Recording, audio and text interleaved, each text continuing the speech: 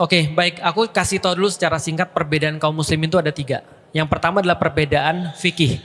Perbedaan fikih, Bapak Ibu sudah sering lihat di Indonesia kan ya, perbedaan fikih. Contoh misalnya kayak terawih. Terawih ada yang 11 rakaat, ada yang 23 rakaat. Itu perbedaan fikih dan itu biasa. Dan insya Allah para guru-guru yang hadir di sini itu semuanya mengajarkan bahwasanya kalau berbeda secara fikih itu biasa dan normal. Paham ya? Itu yang pertama. Yang kedua adalah perbedaan politik. Nah, perbedaan politik ini tentang siapa yang memimpin setelah Rasulullah. Awalnya itu.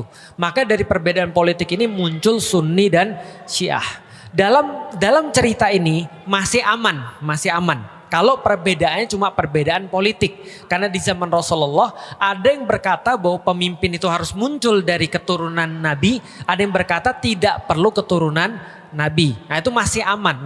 Yang ketiga perbedaan akidah. Perbedaan akidah itu kalau sudah berkaitan dengan yang namanya rukun iman. Rukun iman ada berapa? 6. Salah satunya beriman pada Allah, pada Rasul, kitab-kitabnya dan segala macamnya. Nah, di antara orang-orang Syiah ada yang berbeda secara akidah memang. Contohnya apa? Mereka bilang Al-Quran belum lengkap. Nah kalau itu sudah terjadi berarti sudah secara akidah beda. Karena kitabnya udah beda. Paham maksudnya ya sampai di sini ya. Tapi kalau cuma kepemimpinan doang itu mungkin oke. Tapi kalau misalnya sudah ada kitab yang baru berarti berbeda akidah. Atau mengatakan misalnya Nabi Muhammad bukan Nabi yang terakhir. Itu juga beda secara akidah. Bisa difahami sampai di detik ini ya. Nah artinya kalau ada perbedaan-perbedaan itu bagaimana cara kita menyikapinya? Oke sekarang aku mau nanya. Andaikan Amerika jadi nyerang Israel, kita bagaimana terus kemudian sikap kita? Sikap kita kalau Amerika nyerang Israel, ya baguslah. Lah kenapa bagus? Ya sama kayak kita ngelihat ada aktivis-aktivis yang bukan muslim lantas mau bantu Palestina. Bisa difahami ya? Karena yang kita dalilnya apa Ustaz? Oke, gulibatir rum fi atnal ard wa hum mim ba'di ghalabihim sayaghlibun fi bid'i sinin. Ketika kaum muslimin lagi disiksa sama orang-orang kafir Quraisy, maka waktu itu turun ayat Allah berkaitan dengan apa yang terjadi di dunia. Apa yang terjadi di dunia? Bayangin, Arab di tengah-tengah, sebelah kanannya ada Persia, sebelah kirinya ada Romawi. Romawi sama Persia ini 2 negara besar di dunia pada saat itu. Perang mereka. Ketika perang, maka orang-orang kafir Quraisy berkata, Romawi pasti kalah. Terus dia nunjuk muslim, kayak lu pada semuanya tuh. Lu semuanya kan pada percaya bahwa ada kitab yang turun dari langit, ada malaikat, ada agama yang datang dari Tuhan nih kepada kalian. Romawi juga gitu, mati itu semua Romawi, kalah sama Persia. Paham maksudnya? Di titik ini, orang-orang kafir Quraisy menyamakan mereka dengan Persia dan umat muslim dengan Romawi. Maka ketika ditanyakan pada Rasulullah Sallallahu Alaihi Wasallam, maka Rasul menjawab ketika turun ayat gulibatir rum, akan dikalahkan orang-orang Romawi fi atnal ard, di tempat yang paling rendah.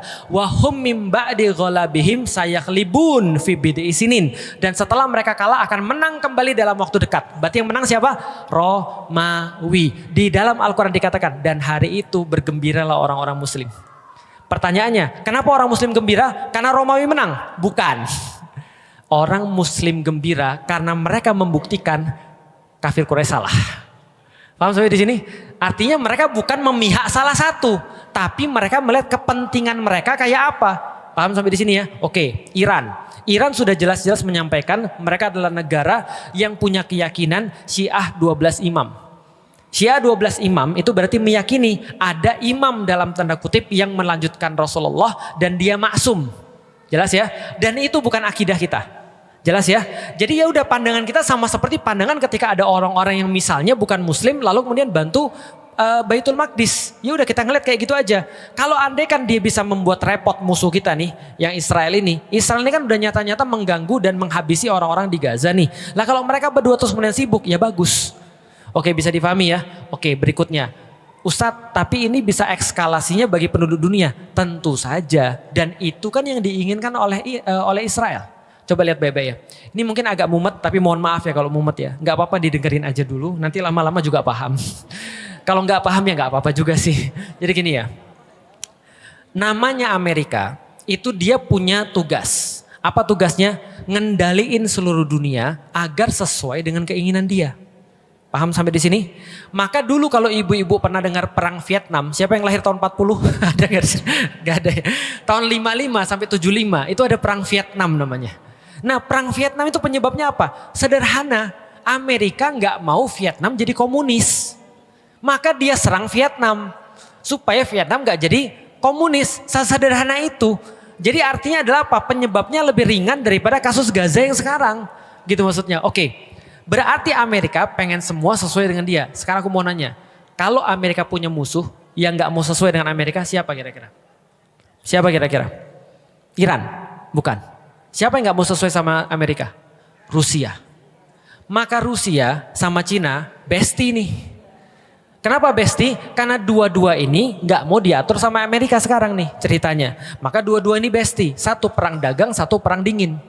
Bisa difahami ya, karena Rusia ini adalah pewarisnya Uni Soviet. Dia punya banyak sekali juga hulu ledak nuklir. Lalu kemudian Cina juga sama, mereka bestian nih. Ketika mereka bestian, mereka nyari proksi. Proksi itu gimana ya ngomongnya ya? Sebentar. Nyari besti. Mereka jadi nyari besti di tempat daerah konflik. Karena Amerika itu punya bawahan di Timur Tengah namanya Israel, maka orang-orang ini harus punya bawahan juga. Apa bawahannya di sana? Bawahannya Iran.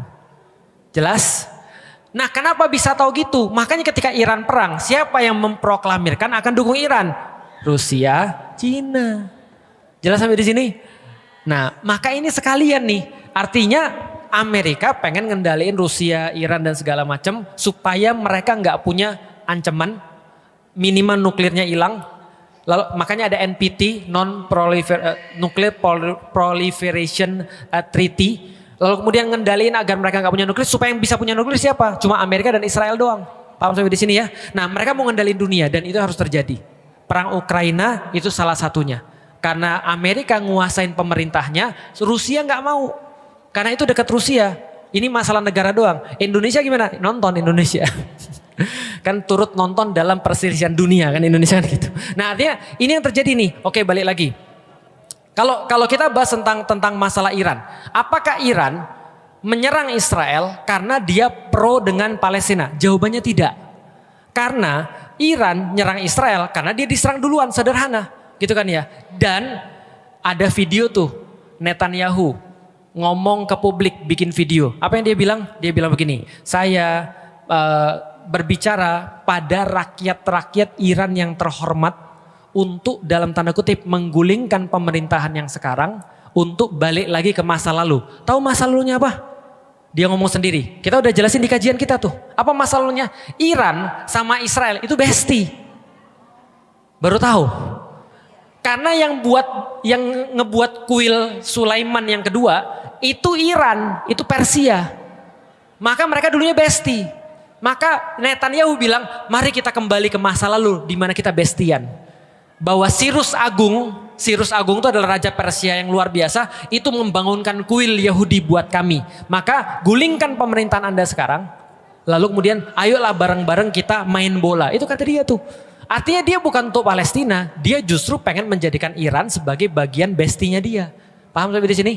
Jadi jangan juga kita heboh bahwasanya dia bantu orang muslim. Enggak juga. Itu memang kepentingannya Iran. Iran gak mau juga dikuasai sama Israel. Karena sekarang masih bestian sama Rusia dan Cina. Mumet ya? Nah, ini pembelajaran namanya.